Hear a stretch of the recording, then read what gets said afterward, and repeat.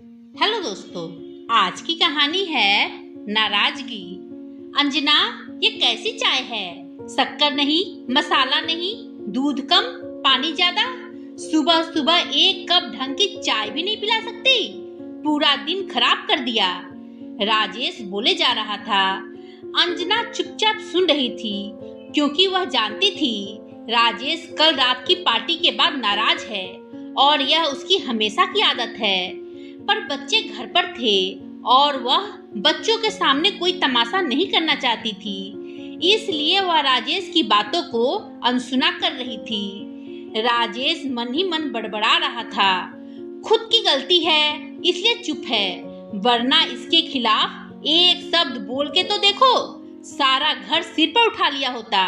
Anjana earphone कानों में लगा गाने सुनने लग गई, क्योंकि वह बात बेबात के इन झगड़ों से थक चुकी थी। अपने आप को साबित कर करके थक चुकी थी। बच्चे बड़े हो रहे हैं और उनके सामने रोज इस तरह झगड़ना उसे सही नहीं लगता था, और इसी वजह से राजेश की बात को अनसुना करने के अलावा उसके पास और कोई चारा नहीं था। राजेश भी अकेला कब तक बोलता, इसलिए तैयार होकर अंजना से बिना कुछ कहे ऑफिस के लिए रवाना हुआ। जैसे ही राजेश ने बाहर निकलने के लिए दरवाजा खोला तो अंजना बोली, अरे राजेश, नाश्ता तो कर लो, मेरा गुस्सा खाने पर क्यों निकाल रहे हो? नहीं करना मुझे नाश्ता, मैं ऑफिस के लिए लेट हो रहा हूँ, कहते हुए राजेश चला गया। अंजना मन ही मन बोल रही थी, 10 साल हो गए शादी के, लेकिन आज भी तुम मुझे समझ नहीं पाए। हर छोटी बड़ी बात को लेकर बहस कब तक चलेगा ऐसे? कब समझोगे तुम? इतने में मोबाइल की रिंगटोन बजी। हेलो तनु, सही वक्त पर फोन किया तूने, मैं तुझे ही कॉल करने वाली थी। परेशान हो गई हूँ यार इन रोज रोज के झगड़ों से, और तेरे सिवाय कौन है मेरा यहाँ जिससे मैं अपने दिल की बात कह सकूं? तनु बोली, क्या हुआ? किससे नाराज है? क्या किया अब राजेश ने? फिर अंजना बताने लगी, कुछ नहीं यार, वही हमेशा की तरह, बेवजह की नाराजगी। कल क्लब का प्रोग्राम था यार, डीजे नाइट, और तू तो जानती है मुझे डांस वांस नहीं आता। 10 साल हो गए, अब तो राजेश भी जानते हैं इस बात को। सब एंजॉय कर रहे थे और मैं एक कोने में बैठी हुई थी। इस बात का गुस्सा है। कहते हैं हाथ पैर ही तो हिलाने हैं, वो भी तुमसे नहीं होता। शादी के बाद कितना बदल दिया है मैंने अपने आप को, फिर भी हर बात में शिकायत। ये सुन तनु बोली, तो सही ही तो कहा राजेश ने, हाथ पैर ही तो हिलाने हैं। वह डिस्को है डियर, कोई स्टेज शो नहीं। तुम्हें कितनी बार समझाया, थोड़ा नाच लिया करो, वहाँ कोई तुम्हें नहीं देखने वाले कि तुम कैसा नाचती हो। पर तुम तो, अंजना ने बात काटते हुए कहा, अब तुम भी शुरू हो गई। यार मेरा भी बहुत मन करता है, लेकिन क्या करूं, बचपन का डर मन में ऐसा घर कर गया है कि कितनी भी कोशिश करूं उससे उभर ही नहीं पाती। राजेश इस बात को अच्छे से जानते हैं, फिर भी समझते नहीं।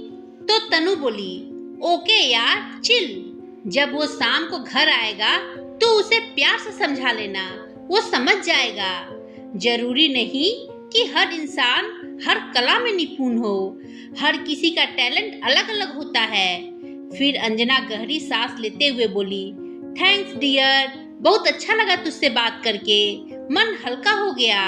ओके बाय, फिलहाल थोड़ा काम है, फुर्सत से बात करते हैं। ओके डियर, टेक केयर, और ज्यादा टेंशन मत ले, लाइफ में ये सब चलता ही रहता है, कहकर तनु ने फोन रख दिया।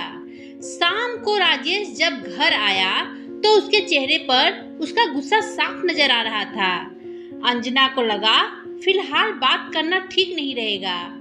राजेश हाथ मुंह धो जैसे ही डाइनिंग टेबल पर आया, अंजना सोच में डूबी हुई थी। अब अपने सपनों की दुनिया से बाहर आकर कुछ खाना परोसोगी या भूखा ही सो जाऊं? राजेश की आवाज सुनते ही अंजना अपने ख्यालों से बाहर आई और खाना परोसा।